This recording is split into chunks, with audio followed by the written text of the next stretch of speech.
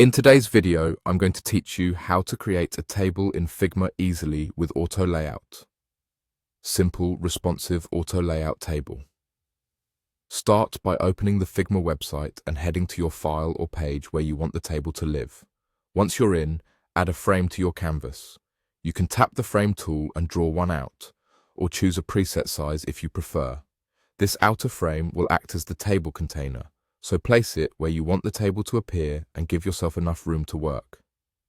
With the container frame selected, look to the right-hand sidebar and turn on stroke. Choose a stroke color that fits your design, then adjust the thickness using the weight control. A subtle border often looks clean, but pick what works for your UI.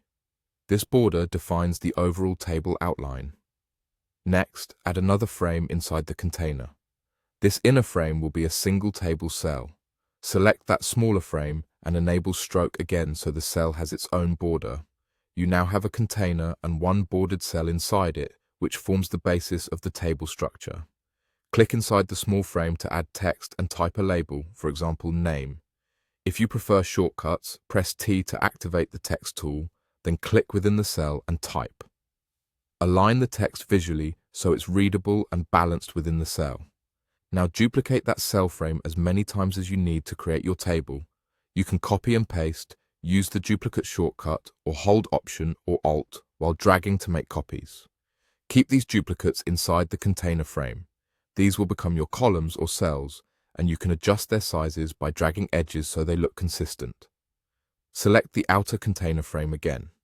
On the right side, find the Layout section and click the icon to turn on Auto Layout.